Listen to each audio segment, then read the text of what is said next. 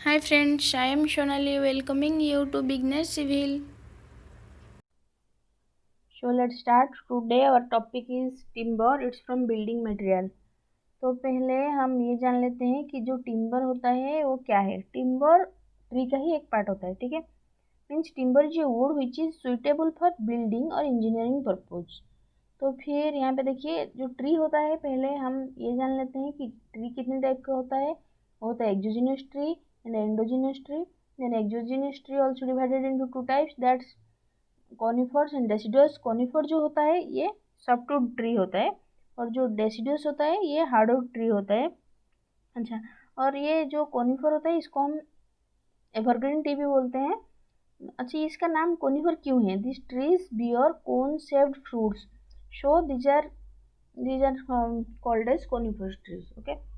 अच्छा, तो फिर यहाँ देखिए जो डेसिडुअस ट्री होता है, deciduous trees are also known as broad leaved trees, ठीक है। तो फिर ये जो एक्सोजिनस ट्री इसका पार्ट खत्म हो गया है। जनरली हम जो यूज़ करते हैं वो होता है डेसिडुअस ट्री, जो कि एक्सोजिनस इंजीनियरिंग पर्पज में जो भी ट्री यूज होता है वो डेसिडुअस ट्री होता है, वो एक्सोजिनस ट्री का ही पार्ट होता है, ठीक है। अब आता है ये जो एंडोजिनस ट्री है, ये क्या है? एंडोजिनस ट्री जो है वो क्या है? अच्छा, ये जो है ये सॉफ्टवुड ट्री होता है। एंडोजिनस ट्री जो होता है वो सॉफ्टवुड ट्री ही होता है।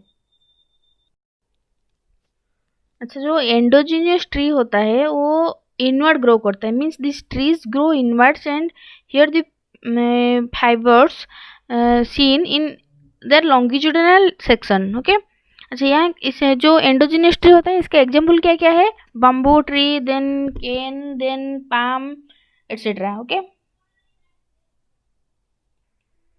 Then come to our next slide. अच्छा, यहाँ पे यही लिखा है कि एक्सोजिनस ट्री क्या क्या होता है। एक्सोजिनस ट्री में कौन कौन होता है? पहला होता है क्या? कोनिफर्स, देन डेसिडस, और it's conifers also known as evergreen trees. Then such trees bear cone shaped fruit, इसलिए ही इसका नाम कोनिफर ट्री होता है, ठीक है। यहाँ पे ट्रीज हैविंग सॉफ्ट वुड, मतलब ये जो कोनिफर होता है उसका जो वुड है वो सॉफ्ट वुड ही होता है, ठीक है। यहाँ पे देखिए deciduous, deciduous is also known as broadleaf trees.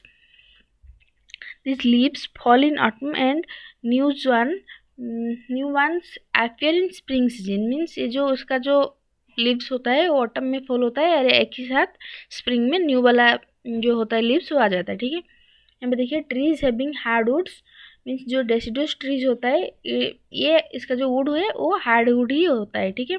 और so it this is used in engineering purpose में, इसलिए ही इसको हम डेसिडुअस ट्री जो है उसका वुड को हम इंजीनियरिंग पर्पज में यूज़ करते हैं, ठीक है। अच्छा, यहाँ पे देखिए क्रॉस सेक्शन, नेक्स्ट स्लाइड। हाँ, structure of the tree means cross section of A exogenous tree. Means ये एक्सोजिनस ये बोला जाता है, तो फिर ये डेसिडुअस का ही एक क्रॉस सेक्शन है, ठीक है। देखिए यहाँ पे क्या क्या है। जो सेंटर पार्ट है उसको हम बोलते हैं पीथ। देन अच्छा, पहले हम ये डेफिनेशन पढ़ लेते हैं, फिर हम आपको समझाएंगे। देखिए मैक्रो स्ट्रक्चर। अच्छा, ये जो स्ट्रक्चर है ये टू टू टाइप्स में डिवाइड होता है। एक होता है माइक्रो स्ट्रक्चर, एक होता है मैक्रो स्ट्रक्चर। पहले हम मैक्रो स्ट्रक्चर देख लेते हैं क्या क्या है। देखिए पीथ और मेडुला, जो सेंटर पार्ट होता है उसको हम पीथ बोलते हैं और मेडुला बोलते हैं। इसका डेफिनेशन देखिए, inner most portion of the tree जो होता है उसे हम क्या बोलते हैं? पीथ और मेडुला। आप डायग्राम में देखेंगे जाके। देखिए ये ट्री का क्रॉस सेक्शन, मीन्स इसको ऊपर से हम कट किए हैं, तो फिर ये जो सेंटर पार्ट है ये क्या है? पीथ है, इसलिए हम इसको बोलते हैं पीथ। मीन्स ट्री का जो सेंटर पार्ट होता है कट करने के बाद उसको हम पीथ और मेडुला बोलते हैं, ठीक है। तो नेक्स्ट देखिए क्या है, हार्टवुड। हार्टवुड मीन्स इसका डेफिनेशन क्या है? Inner annual ring which is surrounding the pith, इसे हम क्या बोलते हैं? हार्टवुड। देखिए डायग्राम में हार्टवुड मीन्स हम जो सब है ये है एनुअल रिंग। एनुअल रिंग क्या होता है? 1 ईयर में 1 एनुअल रिंग आता है, ठीक है। तो फिर क्या लिखा है? Inner annual ring surrounding the pith. Means ये जो एनुअल रिंग होता है पीथ के सराउंडिंग में जो होता है, मीन्स ये वाला ये वाला ये वाला, ये सब क्या है? हार्टवुड है, ठीक है। It's usually dark in colour, इसका कलर जनरल जो होता है हार्टवुड का ये डार्क कलर होता है। देन कम टू सैपवुड, इसका डेफिनेशन क्या है, outer annual ring between heartwood and cambium layer, cambium layer and heartwood ये सब होता है हार्टवुड, देन कैम्बियम लेयर ये सब होता है, ठीक है। देखिए ये जो ग्रीन कलर का है ये है कैम्बियम लेयर, इसके बीच में जो भी एनुअल रिंग आएगा उसे हम क्या बोलते हैं, सैपवुड, ठीक है। तो फिर ये जो कैम्बियम लेयर होता है ये क्या है, thin layer of sap between sapwood and inner bark, between sapwood and inner bark, sapwood ये है सब है सैपवुड, ये है sapwood and inner bark means ये आउटर बार्क होता है, ये जो बार्क होता है इसका ये वाला पार्ट को हम बोलते हैं आउटर बार्क, और जो अंदर वाला पार्ट होता है उसे हम बोलते हैं इनर बार्क। देखिए ये होता है आउटर बार्क, ये होता है इनर बार्क। तो फिर जो थिन लेयर होता है सैपवुड एंड इनर बार्क के बीच में उसे हम बोलते हैं कैम्बियम लेयर, ठीक है। तो फिर इनर बार्क का डेफिनेशन क्या है, it gives protection to the cambium layer, it gives protection to the cambium layer, जो इनर बार्क होता है ये प्रोटेक्शन प्रोवाइड करता है किसको, कैम्बियम लेयर को, ठीक है। तो फिर आउटर बार्क, और इसे हम क्या बोलते हैं, कॉर्टेक्स भी बोला जाता है ये। तो ये outer bark it consists of cells of wood fibre, ये जो आउटर बार्क होता है ये देखिए ये है आउटर बार्क, ये consist of cells of wood fibre means wood fibre में ये बना जाता है, ठीक है। तो फिर मेडुलरी रेज, नेक्स्ट है मेडुलरी रेज, इसका डेफिनेशन क्या है, thin radial fibres extending from pith to cambium layer, medullary rays means ये देखिए ये जो लाइन है, लाइन ड्रॉ है ये मीन्स ये बाइंड करके रखता है सारे एनुअल रिंग को, इसका हम बोलते हैं इसको हम बोलते हैं मेडुलरी रेज, ठीक है। अच्छा यहाँ पे एक बात देखिए कि ये जो डायग्राम है यहाँ पे मेडुलरी रेज थोड़ा गलत हो गया है, मीन्स ये जो रिंग है इसको एनुअल रिंग बोला जाता है, इसको मेडुलरी रेज नहीं बोला जाता। ये जो स्ट्रेट लाइन सब है इसे हम बोलते हैं मेडुलरी रेज, बट यहाँ पे जो डायग्राम है वो थोड़ा गलत हो गया है, ठीक है। अब देखते हैं कि नेक्स्ट स्लाइड में क्या है, ये तो खत्म हो गया था मैक्रो स्ट्रक्चर, देन आएगा माइक्रो स्ट्रक्चर, ठीक है। देखिए वुड माइक्रो स्ट्रक्चर में क्या क्या आता है, would contents of dead and living cells means जो वुड होता है उसमें डेड और लिविंग दोनों टाइप के सेल होते हैं। लिविंग सेल्स में कौन कौन आता है, मेम्ब्रेन, प्रोटोप्लाज्म, सैफ, कोर, इसमें से ज़्यादा क्वेश्चन कुछ नहीं आता, ठीक है। तो फिर देखिए सेल मेम्ब्रेन जो है, ये जो मेम्ब्रेन है cell membrane, it consist of cellular tissue and cellulose, okay. तो फिर माइक्रो स्ट्रक्चर में ये छोटा छोटा चीज़ है, इसमें ज़्यादा क्वेश्चन कुछ नहीं आता। अब देखते हैं डिफेक्ट, अच्छा डिफेक्ट इन टिम्बर मीन्स जो टिम्बर होता है उसमें कौन सा टाइप का डिफेक्ट हो सकता है, ठीक है। देखिए क्या है, पहला defect heart shake, then star shake, then cup shake और रिंग सेक, देन क्या है देखते हैं dry rot, then wet rot, then honeycombing, then knot, then foxiness, okay. इतने ही है। अब इसका डेफिनेशन देखते हैं क्या है, heart shake, this defect generally occurs in over matured trees and this is caused due to shrinkage of hardwood means ये जो हार्ट सेक टिम्बर में जो हार्ट सेक टाइप का डिफेक्ट होता है ये जनरली मैच्योर्ड ट्री में ही होता है, और ये किस वजह से होता है कि श्रिंकेज ऑफ हार्टवुड मीन्स जो हार्टवुड होता है उसका श्रिंकेज की वजह से जो डिफेक्ट होता है उसे हम क्या बोलते हैं, हार्ट सेक। ये डायरेक्ट शॉर्ट क्वेश्चन आता है, ठीक है। नाउ नेक्स्ट डिफेक्ट क्या है टिम्बर का, star shake. Star shake, what is star shake, इसका डेफिनेशन पहले जान लेते हैं कि ये क्या है। This defect is mostly caused by severe frost और बाय सीवियर हीट मीन्स ज़्यादा ठंडा या फिर ज़्यादा गर्म होने की वजह से टिम्बर में जो भी डिफेक्ट आता है उसको हम क्या बोलते हैं, स्टार सेक। इसका शेप भी स्टार शेप जो होता है उस शेप का ही होता है, ठीक है। देन नेक्स्ट क्या है, कॉप सेक और रिंग सेक। इसका डेफिनेशन क्या है, this defect is caused by strong winds which sway the tree और due to excessive frost which affects the moisture present in the tree when it is young means ये दो condition में होता है, ये जो कॉप सेक और ring सेक होता है कहाँ पे होता है, defect is caused by strong wind, जब भी ज़्यादा विंड आता है तो फिर यंग ट्री जो होता है वो सब स्वे होने की वजह से जो भी डिफेक्ट आता है टिम्बर में उसको हम बोलते हैं कॉप सेक या फिर रिंग सेक। और इसका मतलब और एक कंडीशन भी हो सकता है, वो क्या है, ड्यू टू एक्सेसिव फ्रोस्ट। ये भी ज़्यादा ठंडे की वजह से, ज़्यादा फ्रोस्ट की वजह से जो अफेक्ट होता है, मॉइस्चर प्रेजेंट होता है ट्री में, वो डिफेक्टिव हो जाता है। इसके वजह से जो होता है डिफेक्ट उसको हम बोलते हैं कॉप सेक और ring shake. Okay, then come to next slide.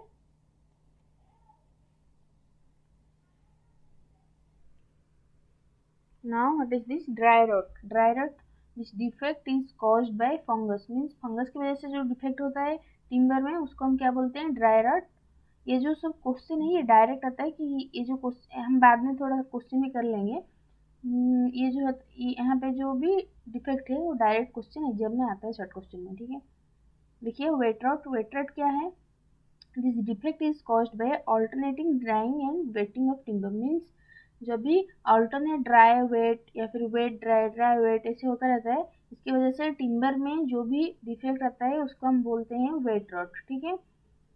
Now ये देखिए हनी कम्बिंग, हनी कम्बिंग क्या है, this defect is caused during seasoning of timber. Seasoning, अच्छा ये जो सीजनिंग क्या है टिम्बर का, ये हम ये खत्म होने के बाद पढ़ लेंगे।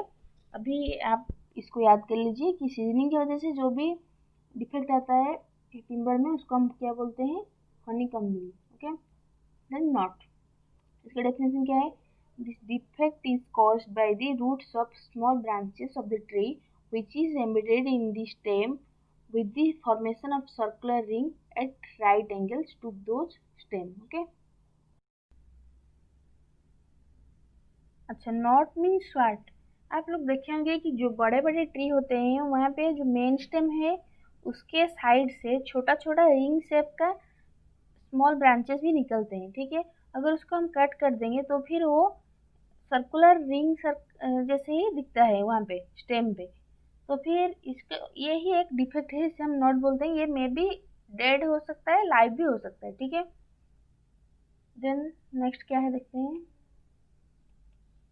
फोक्सीनेस, इसका डेफिनेशन क्या है, this defect is caused due to over maturity and unventilated storage of wood during transit. Means इसका मतलब क्या है कि जो भी एक टिम्बर है उसको वो ओवर मैच्योर हो चुका है, मीन्स ट्री जो है वो ओवर मैच्योर है और उसका हम ट्रांसफर करते हैं वन प्लेस से अनदर प्लेस को, और वहाँ पे वो ट्रांसफर के टाइम में वो अनवेंटिलेटेड है, मीन्स वहाँ पे जो स्टोरेज किया गया है वो उसके अंदर एयर पास नहीं हो पा रहा है, वो अनवेंटिलेटेड है। इसकी वजह से टिम्बर में जो भी डिफेक्ट आता है उसको हम बोलते हैं फोक्सीनेस। यहाँ पे भी डायरेक्ट क्वेश्चन ही आता है, ठीक है। देखिए नेक्स्ट स्लाइड, नेक्स्ट में क्या है, अच्छा सीजनिंग ऑफ टिम्बर, मीन्स जो सीजनिंग का प्रोसेस होता है वो क्या है, सीजनिंग का मतलब क्या है, the process of drying timber और removing moisture of sap from freshly felled tree that is called a seasoning of timber. Means जो भी फ्रेशली फेल्ड ट्री होता है वहाँ पे मॉइस्चर बहुत ज़्यादा होता है, उसको हम ऐसे ही ला के जो कोई भी इंजीनियरिंग पर्पज में यूज़ नहीं कर सकते हैं क्योंकि वहाँ पे मॉइस्चर बहुत ज़्यादा होता है, ठीक है। इसको हम ड्राई करके ही यूज़ करते हैं, वही जो प्रोसेस होता है ड्राइंग ऑफ टिम्बर उसको हम बोलते हैं सीजनिंग। ओके, सीजनिंग जो होता है वो टू टाइप्स के होते हैं, जैसे कि ये है नेचुरल सीजनिंग और एयर सीजनिंग, देन दूसरा है क्या, आर्टिफिशियल सीजनिंग। ओके, तो फिर ये देखते हैं कि नेचुरल सीजनिंग और एयर सीजनिंग, इसका डेफिनेशन क्या है, here seasoning of timber is carried out by natural air. Means यहाँ पे जो सीजनिंग होता है ये नेचुरल एयर में ही हम ड्राई करते हैं टिम्बर को, ठीक है। This is simple cheap but it is very slow. कि क्यों है कि ये बहुत सिंपल है, चीप है, बट ये वेरी स्लो है क्योंकि एटमोसफियर वो तो हमारे ऊपर डिपेंड नहीं करता है, वो तो अपने खुद जैसे सूखेगा, जैसे ड्राई बनेगा वैसे ही होगा, तो फिर इसको हम कंट्रोल नहीं कर सकते हैं, इसलिए इस जो प्रोसेस है वो थोड़ा स्लो है, ठीक है। अब देखते हैं आर्टिफिशियल सीजनिंग वो क्या है। आर्टिफिशियल सीजनिंग मीन्स आर्टिफिशियली हम कैसे कौन सा प्रोसेस से हम टिम्बर को सीजन कर सकते हैं, ठीक है। देखिए कौन सा प्रोसेस आर्टिफिशियल सीजनिंग के अंडर में आता है, क्या है, boiling, then chemical seasoning, electrical seasoning, kiln seasoning, water seasoning. Okay, यहाँ पे देख लेते हैं कि उसका डेफिनेशन सब क्या क्या है। देखिए boiling, boiling means here timber is immersed in water and water is then boiled, means जो टिम्बर होता है उसका हम वाटर में इमर्स करते हैं, देन वाटर को बॉईल करते हैं, ठीक है। तो फिर ये जो प्रोसेस होता है उसको हम बोलते हैं boiling. It affects the elasticity and strength of the wood. हाँ, ये अगर कोई चीज़ को हम हीट प्रोवाइड करके ज़्यादा हीट प्रोवाइड करेंगे तो फिर उसको बॉईल करेंगे तो फिर उसका जो इलास्टिसिटी होता है, स्ट्रेंथ होता है, वो थोड़ा वीक हो जाता है ना। इसकी वजह से ही ये लिखा है कि it affects the elasticity and strength of would. But इसको हम इसीलिए करते हैं क्योंकि ये इक्वली जो सीजनिंग होता है, इक्वली जो स्टेम होता है, हम इसको वो इक्वली सीजनिंग होता है, ठीक है। इसके लिए वजह से ही हम बॉइलिंग जो प्रोसेस है उसको हम यूज़ करते हैं। देखिए ये क्या है, केमिकल सीजनिंग। इसका डेफिनेशन क्या है, timber is immersed in the solution of suitable salt then taken out and seasoned in ordinary way. Means chemical seasoning, यहाँ पे क्या होता है, जो सॉल्ट होता है, उसका हम उसका एक सॉल्यूशन बना के उसमें टिम्बर को इमर्स करके रखते हैं, ठीक है। उसके बाद हाँ, उसके बाद उसको ऑर्डिनरी वे में सीजन किया जाता है, ठीक है। अब देखिए इलेक्ट्रिकल सीजनिंग, ये क्या है, this is the most rapid method of seasoning. Here high frequency alternating current is used due to high cost. This method is non economical. Means ये most rapid method of seasoning है, but ये थोड़ा अन economical है, ठीक है। तो फिर ये यहाँ पे क्या होता है, इलेक्ट्रिकल सीजनिंग में high frequency of alternating current is used. Means timber जो होता है उसके अंदर में हाई फ्रीक्वेंसी का ऑल्टरनेटिंग करंट जो है उसको हम पास करते हैं, ठीक है। उसकी वजह से उसके बाद हम इसको सीजनिंग करते हैं, उसे हम बोलते हैं इलेक्ट्रिकल सीजनिंग, ठीक है। ये थोड़ा अनइकोनॉमिकल भी है। अब देखिए किल्न सीजनिंग, ये क्या है, इसका definition, here drying of timber is carried out inside N airtight chamber और ओवन। मीन्स ये जो है यहाँ पे टिम्बर को हम एक एयरटाइट चैम्बर या फिर ओवन में रख के सीजनिंग करते हैं, ठीक है। इसको हम बोलते हैं kiln seasoning. Then water seasoning, water seasoning क्या है, here timber pieces are immersed wholly in running water. Timber is taken out after a period of 2 to 4 weeks. Means ये जो वाटर सीजनिंग है, यहाँ पे हम टिम्बर को रनिंग वाटर में इमर्स करके रखते हैं, ठीक है। वो भी 2 to 4 वीक्स, हाँ 4 वीक्स तक। अब यहाँ पे कुछ क्वेश्चंस देख लेते हैं, ठीक है। देखिए क्या है, the defect is caused bye imperfect seasoning is called. Means imperfect seasoning की वजह से जो भी डिफेक्ट होता है उसको हम क्या बोलते हैं, वेट रॉट या फिर ड्राई रॉट या फिर हनीकॉम्बिंग या कॉपसेक। क्या होगा ये, कॉज्ड बाय इम्परफेक्ट सीजनिंग। हम जब थ्योरी कर रहे थे तभी हम आपको वहाँ पे बताए थे कि जो भी सीजनिंग की वजह से जो डिफेक्ट होता है टिम्बर में उसको हम क्या बोलते हैं, हनीकॉम्बिंग। इसलिए यहाँ पे भी होगा हनीकॉम्बिंग, ठीक है। ये जो है इम्परफेक्ट सीजनिंग लिखा है वहाँ पे, देखिए हम क्या बताए थे आपको,